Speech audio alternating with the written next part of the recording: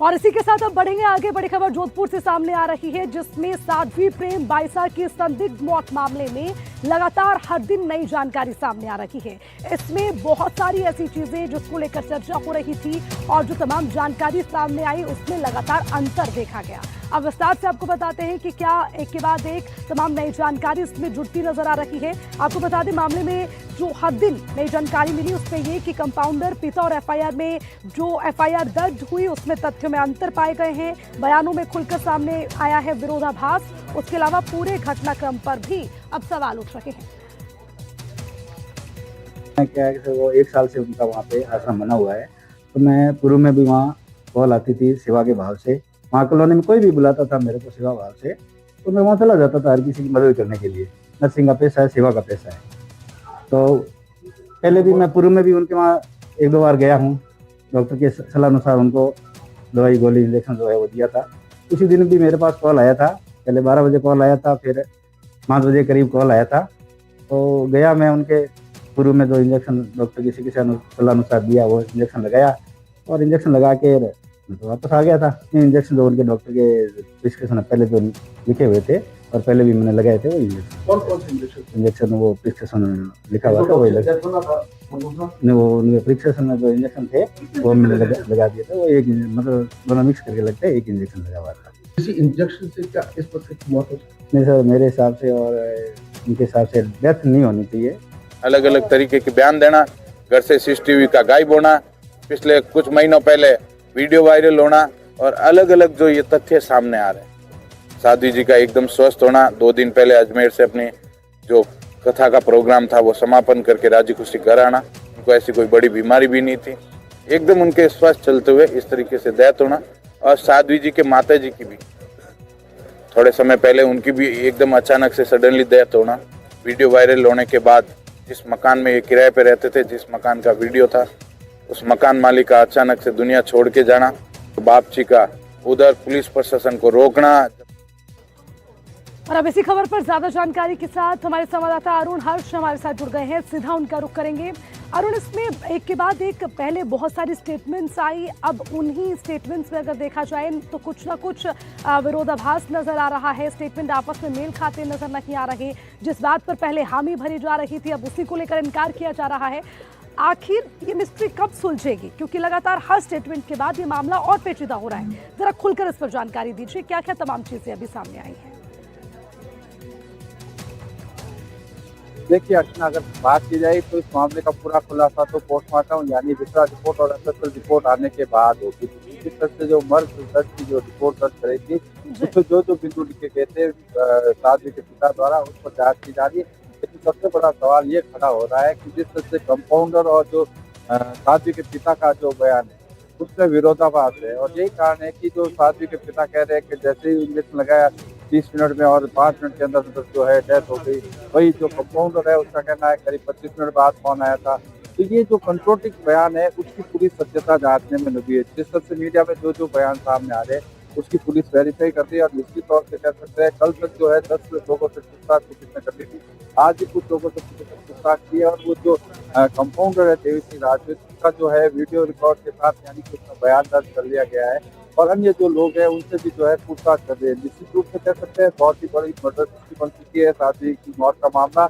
अब पुलिस फूक कर कदम रखती है और पुलिस की तरफ से एक ही बात कही जा रही है कि जब विसरा रिपोर्ट और एसएसएल रिपोर्ट आई उसके बाद लाइन ऑफ एक्शन तय होगा। लेकिन उसके अलावा भी पुलिस हर एंगल से जो है जो भी एंगल उनके सामने आ रहे हैं उसकी वो जांच करे। देखना है इन पूर्व जांच में क्या उनको हाथ सकता है और एसएसएल रिपोर्ट में किस तरह की रिपोर्ट आती है उसके बाद इस पूरे प्रकरण का जो है खुलासा होगा। लेकिन बयान जो मीडिया में दिए गए थे, चाहे कंपाउंडर के हो, चाहे उसके पिता विरमनाथ के हो और चाहे क्षेत्र के लोगों के हो, उन सब बयानों को लेकर भी पुलिस जांच कर रही है। ठीक है अरुण, इस पर नजर बनाए रखिएगा। लगातार अपडेट भी आपसे लेंगे। शुक्रिया तमाम जानकारी के लिए।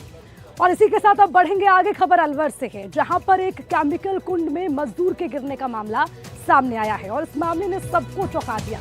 वहां पर काम करने वाला एक मजदूर केमिकल से भरे हुए कुंड में गिर गया, जिसकी वजह से उसकी दोनों आंखें झुलस गई। मजदूर की दोनों आंखें झुलसने के बाद उसको कड़ी मशक्कत के बाद उस कुंड से बाहर निकाला गया और उसके बाद अलवर जिला अस्पताल में मजदूर को भर्ती करवा दिया गया। केमिकल में मिट्टी डाल रहा था, पैर फिसल गया। तब उसमें गिर गया। तुरंत ही निकल गया, उसे निकलना उसके बाद कौन लेके आया हॉस्पिटल? वही लाया हमारा मुझे। दोनों आँख पे चोट आई है। चोट हुए हैं, ये तो गैस लगे नहीं, गैस है चोट झुलस गए दोनों आँखें। नहीं सही आ गई। क्या काम करते हो आप वहाँ पे? केमिकल का ही काम। केमिकल काम करते। और अब इसी खबर पर ज्यादा जानकारी के साथ हमारे संवाददाता मुदित हमारे साथ जुड़ गए हैं, उनसे ज्यादा अपडेट लेंगे। मुदित, सबसे पहले ये घटनाक्रम कैसे हुआ? क्या कोई बड़ी लापरवाही या फिर वहां पर ध्यान नहीं दिया गया, उसको लेकर जानकारी? उसके अलावा मजदूर की हालत अभी कैसी है, उसको लेकर भी अपडेट दीजिए।